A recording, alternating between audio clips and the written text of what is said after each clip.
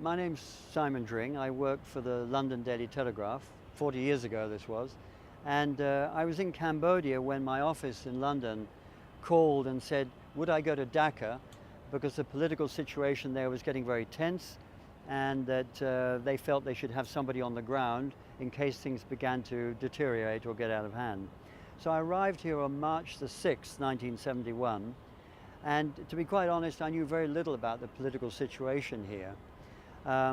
My birthing, if you like, was actually on March the 7th at the racecourse when Sheikh Mujib gave that famous speech, and I was actually standing on the platform only a few yards away from him. I don't speak Bengali, but I have to say that in that 20-minute speech, listening to him, seeing the reaction of this huge crowd there, I understood everything that was going on. It was extraordinary. There was that one phrase in particular where he said, the struggle now is a struggle for our emancipation. The struggle now is the struggle for our independence, Joy Bangla. And I promise you, the hairs almost stood up on the back of my neck because I didn't understand it, but I understood it. And if you like, it was at that moment I began to really get a feel for what was happening in what was then East Pakistan, and the conflict that was evolving between the West and the East, and Yahya Khan and Bhutto and the other players who were here supposedly trying to resolve the situation. Over the next few weeks until March 25th, I got to know Sheikh Mujib and other leaders of the Awami League. So by the time March 25th arrived, I felt as though I had a reasonably good understanding of what was happening. The first warning bells were sounded around about 5 o'clock on the afternoon of March 25th when we heard that Yahya Khan had left. That was a very bad sign. Everyone got very nervous very quickly that something was about to happen. There'd been rumors of military action for some time. It now seemed as though it was inevitable, that whatever people were saying, there was no longer room for talk, only action as far as the Pakistanis were concerned. Certainly the whole city began to become a little bit uneven and unstable. Some troops appeared outside the hotel here. This was the Intercontinental then, and this is where most of the journalists were based who were covering the situation. There were up to 200 journalists here, and clearly they were not encouraging or allowing you to leave. So it all began around about 11 o'clock on that night of the 25th when the first convoys of Pakistani troops rolled down the airport road from the cantonment. And that's when we knew that we were about to witness something extraordinary. We also, amongst ourselves, knew that somehow, given the scale of the killing that was obviously taking place in this city, the scale of the massacre, because it was a one-sided thing, there was nobody shooting back, that they were never going to let us out to see what was going on. And sure enough, on the evening of the 26th, about 24 hours later, when there was still shooting going on around the old city and the Hindu areas, the man who was liaising with the foreign press, and a Pakistani intelligence officer, Major Siddiqui, came to the hotel and he spread the word out amongst the journalists that civil war had broken out and that for our own safety, because we might be killed by these Bengali buggers, he called them, he said, we're going to take you out of the country. And so I went up to him and I said, Major Siddiqui, Simon Dring, Daily Telegraph. He said, yes, I know who you are. I said, I hear that we have to leave. He said, yes, for your own safety, for your own safety. I said, well, is this an order? Oh, no, it's not an order, just for your own safety. So I said to him, so I don't have to leave then, I can stay. He said, you can, but it might be dangerous for you. So I said, well, what will happen if I stay? And he said, well, there might be a party for you. Whatever that meant. They were going to take all the foreign press corps, put them in trucks and buses, take them to the airport, fly them out to Karachi, and then on the morning of the 27th, they had to lift the curfew. And they couldn't afford for any journalist to get out and document the scale of the killings and the massacres that had taken place in Dhaka that night. And believe me, there was a lot of dead people out there, and they didn't want us to see it. So I personally actually felt very angry about this, and angry professionally that we're being denied the opportunity to actually go out and document the scale of the killings. And personally, I knew many Bengalis, and I knew that a lot of innocent people had been killed, and that somehow you couldn't allow this to happen. And it made you angry that the Pakistan army thought they could get away with this. And that was really appalling, and it did make you angry. So I decided that I'd try and hide out. So I went to my room, packed my bags. So I looked good intent, you know. I packed my bags. Oh yes, Major Dick, I'm ready to leave. And then I came up and I hid on the roof. Well, on the night of the 26th, this was where I came to hide. The Pakistan army was rounding up the journalists, and I escaped that by coming up onto the roof and hiding actually down here under what was then an air conditioning unit. And in this way I felt a little bit secure, but at the same time I could go to the edge of the roof and see when the journalists who had been rounded up by the Pakistan army were taken away. And I thought, well, if I can get away with it, if they don't count the number of journalists getting onto the trucks and buses, I'm okay. If they do count and say, where is that fellow from the Daily Telegraph? Then I can say, oh, I'm sorry, I packed my bags, I was planning to come, I just went for a walk, you know. So I came up here and I spent about 3 very nervous hours up here, waiting to see what happened. And sure enough, around about 10 o'clock, all the journalists came out, all their suitcases, they put them onto trucks and in buses, and I was peering over the edge of the roof, and I thought, well, still they might count them, who knows, and maybe Major Siddiqui's there and he'll recognize I'm not with them.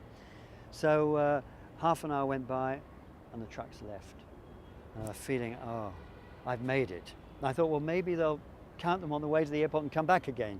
So I stayed up here for another hour, and then I felt secure that they had gone. So after that, I kind of worked my way down floor by floor, making sure there was no security people on each floor, and made my way to find the Bengali staff at the reception, who were very excited that you've stayed. I said, yes, we want to see what's happened. And they said, there's somebody else stayed as well, Michel Laurent of AP, a photographer. I said, oh, fantastic, because I'm not a photographer. The next morning, they had arranged for a little baker's van, and almost like a motorized rickshaw with a sort of cabin on the back. We put on kurta pajama, some attempt to disguise ourselves anyway. We got in the back of this little van, and we said we needed to go to university, to Dhanmondi, to Sheikh Mujib's house, to the old city, to the Rajabag police lines, as much as we could without being seen, to photograph what had happened and to take notes. And the first port of call we went to was the Dhaka University. And I have to say that it was an appalling sight. We got out, and the baker's van went and hid under some trees. And we were able to actually walk around the campus carefully. I counted about 30 bodies there. I believe many more must have been killed. Certainly in the dormitories of Iqbal Hall, there was a lot of blood. I saw a student dead in his bed. There were students lying in the lake, or dead bodies. I couldn't identify all these. But there were about 30 bodies I counted in that area. And quite clearly, the army had come in. They'd set up mortars on top of the British Council. They'd mortared the dormitory area, the campus area. Then they'd gone in and just shot people. And the students probably sat there thinking, oh, they'll just arrest us, but they were mistaken. And unfortunately and sadly, many were killed that night, as were teachers. We spoke to some people in the area. They said at least 7 teachers had been killed. A family of 12 in an outhouse near one of the dormitories had been killed. Unfortunately, we were not very careful, which we should have been, and an army patrol had gone by the end of the road that led to Iqbal Hall while we were taking pictures, and they had spotted us. Now, whether they thought we were journalists or what, but we were clearly foreigners, and we were clearly doing something we shouldn't be doing as far as the army was concerned. So we knew that, unfortunately, word would be out now that somebody was around. Perhaps 2 journalists had escaped the net. So we thought we had to keep moving, keep hidden as much as we could. And we then set out, we went to the Hindu area and to the old part of the city. quite close to the university, a market area, I forget the name of the market, had also been attacked, and about 200 yards of houses had been burnt down. There were people dead in front of their shops. I counted at least 4 or 5 bodies there, but many more, I'm sure, had been killed in the burnt out shops. When we got to the Hindu area, quite clearly again, there'd been a very deliberate attempt to kill people. I understand that I was told by some people there that at night they'd gone around firing flares into the night, and then people were pointing out, razakas of some sort, pointing out which houses were supporters of Sheikh Mujib, and the occupants were taken out and killed, just shot in the street. But everywhere we went, there was indications of the scale of the killing. I met one police officer. He had 240 officers in his division, and he had only found 30 of them, and they were all dead. In the old part of the city, I spoke to an old man where clearly large areas had just been burnt and razed to the ground. He said the tactic was the Pakistan army would come to the end of a street, they would send a unit down, shooting into the houses, followed by another unit that poured petrol, and they set fire to the buildings, to the houses, just shanty houses. And those that weren't burnt alive inside, if they ran out, they were shot dead. Again, just a deliberate attempt to terrify and frighten people and to kill people. At 32 Dalmundi, we spoke to neighbors who told us how Sheikh Mujib had been arrested. At around about 12 o'clock, we knew we'd been in contact with Mujib on the phone from the hotel here at around 12. He had said that he was not going to go into hiding, that if he did, he was frightened that they would, as he said, burn the whole of Dhaka down to find me. He'd sent away most of his staff except for three staff and 1 bodyguard, and he was waiting for them to come for him. And they came for him at around about 10 past 1 in the morning, a tank, an armored car, some troops and a jeep, and a couple of officers. And Mujib came out apparently onto his balcony and said, "What is all this shooting? All you had to do was telephone me and I would have come." And they said, "So come down, Sheikh, come down." And he came down and they arrested him. The Rajabag police lines, there were 1,100 police in dormitories there. We don't know how many were killed, but they'd fired incendiary devices into the dormitories. Most of them were burnt down, and a lot must have been killed. So this was the pattern right across the city. And I have to say that after several hours moving around this city, Michel and I realized that the scale of the massacres here were really extensive. We don't know how many were killed, but we estimate probably in the region of 7,000 people could well have lost their lives over that 24-hour period. At every place we went, there was no indication of anybody shooting at the Pakistan army. This was just clearly a deliberate attempt to kill people, to teach the people of this country a lesson, to say to them, forget about independence, this is united Pakistan, this is Pakistan. The problem we then had was, how do we get this film out? How do we get my notes out without losing them all? I mean, to be quite honest, although you could remember a lot of the information, you had to get your notes out. They were an important part of the whole documentation of what had gone on. And you needed to get the photographs out, of course. The problem was that we had been spotted, and there were suspicions that a couple of journalists had obviously hidden out or stayed on. So when we got back to the hotel, the Bengali staff here were very nervous. They said the army had already been here and searched the hotel and said, are there any journalists staying here? And they said, no, of course there's nobody here. They said, we have to find ways of hiding you because we think the army is going to come back. And sure enough, from about 2-3 o'clock on the afternoon of the 27th, right through that night, the army came back 2 more times. The Bengali staff here set up a system whereby they knew where we were at all times. Whenever the army appeared at the front desk or the reception or the front foyer, they would contact us, and the Bengali staff who were with us would hide us somewhere.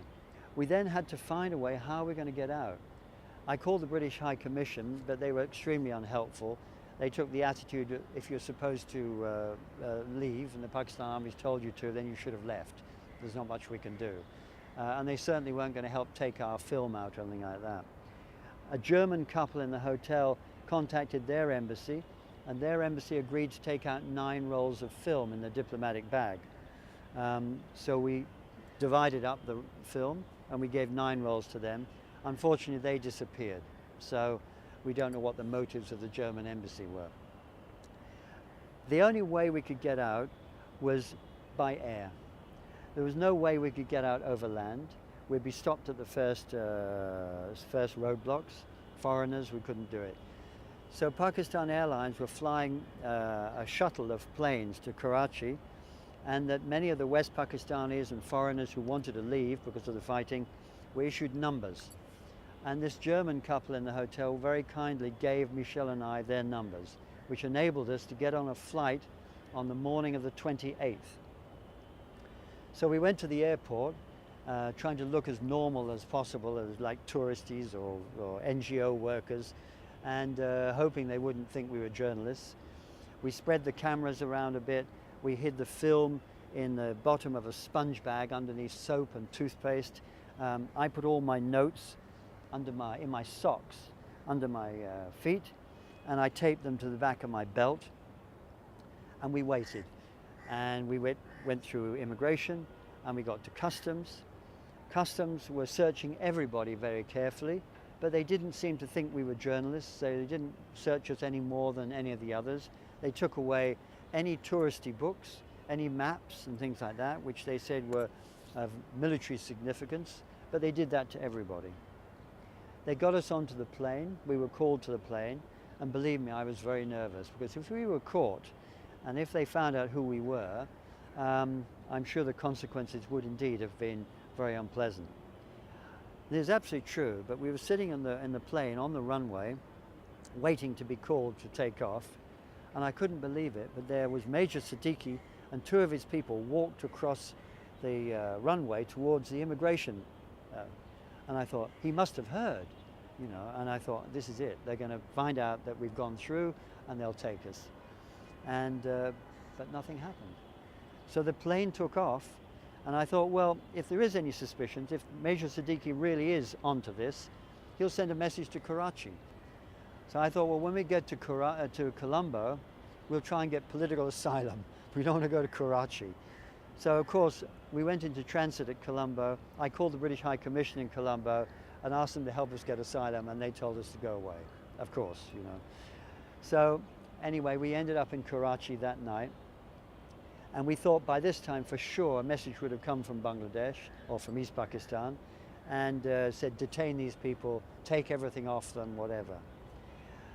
There didn't seem to be, but customs were suspicious of us. We were taken into separate rooms. I was made to take all my clothes off. They stuck a pencil up my bottom, obviously looking for film or anything like that. And I was sitting there naked with all my clothes and all my notes in my socks lying on the floor. So I thought, this is going to be a problem, putting my socks back on. And the army policeman in the customs there said, okay, you can go now and put your clothes on. So I put my clothes on, but pulling my socks on with all the notes, everything was crumpled up. So I had this huge wad of paper under my feet, which makes it very difficult to walk. So there I am, at least I've got my notes still intact, and I'm trying to look very normal and walk very normally, which was not actually very easy. And Michelle and I were taken by security guards to the departure lounge to await the Pan Am flight that was flying from Karachi to Bangkok. He had also been strip searched. Nobody had found his film. They weren't very clever. It was, as I say, hidden under toothpaste and soap and things like that. And so we knew we had everything intact. We now had to wait 2 or 3 hours for the Pan Am flight. Believe me, when it came and we got on there and it took off, it was like the most fantastic feeling. And that day, I wrote my story and filed it. These were the first documentation of the scale of the Pakistani massacres in Dhaka. It was a very important story for us professionally, but also personally. And it's not often in your life that you can actually write a story or report a story that that individuals get value from. You know, it's not just a war story, it's not just, there's something very intensely personal about it. And you felt as though you were able to serve people in a way you couldn't normally do as a journalist. And when I got back to London, and you know, this appeared across many columns in the Daily Telegraph, I remember going to restaurants and Bangladeshis coming up and saying, oh, it was so important, that story. We knew nothing of what was happening in our country. And for the first time, we got a real understanding of what was happening. Awful as it was, the story, at least we knew what was happening. On the 27th, we were able to see all the Bangladeshi flags coming down, the Pakistani ones going up. But then 9 months later, in December, when I came back here, and I rode down from Mymensingh with the Mukti Bahini from Tangail and with the Indian tanks and things, and was here in December 16, was to see all the Pakistani flags coming down and the Bangladeshi flags going up again. So it was like completing the circle. And it was very satisfying to have been here at the beginning and then here at the end, to see independence arrive and to see the Bengalis get their just desserts, as it were, and to get what they needed and wanted. And I have to say, one of the first things I wanted to do was to go to the cantonment and find Major Siddiqui. And I found him. And it gave me great pleasure to walk up to him and say, Major Siddiqui, how are you? I'm really sorry that you've ended up here, you know, really sorry. I mean, for your own safety, obviously you are here, you know. And he sort of smiled a bit and he said, yes, he said, yes, things do change, don't they? I said, yeah. I said, tell me, Major Siddiqui, I've been waiting 9 months to ask you this. What would you have done if you had found me? And he said, we probably would have killed you. I said, oh, well, at least you're honest. He said, well, put it this way, we wouldn't have killed you. You would have been killed in the crossfire because we were telling you, you have to leave for your own safety. So you would have been killed. And it's true. They could not have afforded to let us out. So they could easily have found a way to have had us killed and just our bodies on the street, which would have been, and they would have got away with it. So it was very nice to at least sort of confront him that way. And it was also extraordinary for me the next month to be here when, if you like, the crowning moment when Sheikh Mujib came out of prison and returned to Bangladesh. And I have to say, I climbed onto the back of the truck along with some others, and we held onto the back of the truck and came into Dhaka with these crowds, and the atmosphere was like it was on March the 7th. It was fantastic, you know, incredible atmosphere, and a very special moment. And it was like completing the circle in the history of the independence of Bangladesh. I just want to say too that, you know, although, you know, people recognize that this story and the photographs of Michel were very important factors in informing the world of what had happened. But I should also say that, you know, and the government has recognized this 40 years later.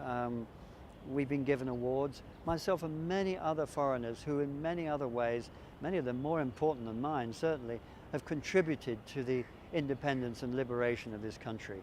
And I was very honored to be amongst all those who were awarded in the same way. But I'd like to say also that, you know, the people who deserve the most recognition are the people of this country. I think of the young Bengalis in the hotel here who helped keep us hidden, who helped us get around the city. They're the ones who we really should honor today, and all those others who lost their lives over the next 9 months. They were the ones who really put themselves out there to fight and to win the independence of this country.